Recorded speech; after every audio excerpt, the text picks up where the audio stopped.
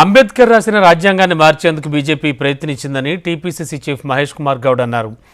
NSUA ఆధ్వర్యంలో గాంధీభవన్లో నిర్వహించినటువంటి సంవిధాన్ దివస్ సభకు మహేష్ కుమార్ గౌడ్ ముఖ్య అతిథిగా హాజరయ్యారు. బీజేపీ ప్రజాస్వామ్య విలువల్ని పూర్తిగా కాలరాసిందన్నారు. బీజేపీ ఆర్ఎస్ఎస్ వాళ్లకు అనుగుణంగా రాజ్యాంగాన్ని మార్చాలని చూస్తున్నారని ఆరోపించారు.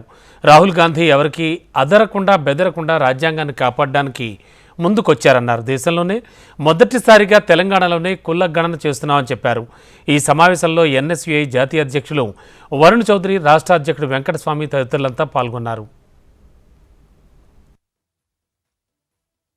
బీజేపీ పార్టీ అటు ప్రజాస్వామ్య విలువల్ని కాలరాస్తూ రాజ్యాంగాన్ని పక్కన పెట్టి పాలన చేస్తున్న సందర్భం.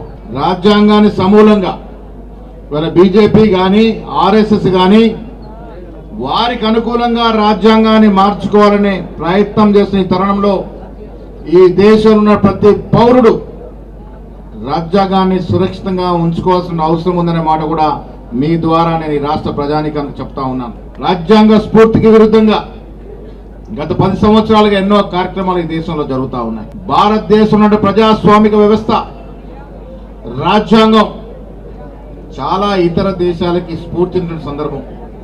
అలాంటి స్ఫూర్తినిచ్చినటువంటి ఈ రాజ్యాంగాన్ని సమూలంగా మార్చాలనే యోచన ఆర్ఎస్తో నడపబడే బీజేపీ పార్టీ చేస్తున్న తరుణంలో ఏకైక మునగాడిగా ఈ దేశంలో అదరకుండా బెదరకుండా రాజ్యాంగాన్ని రక్షించుకోవాలని ముందుకొచ్చిన వ్యక్తి మహానాయకుడు రాహుల్ గాంధీ గారు.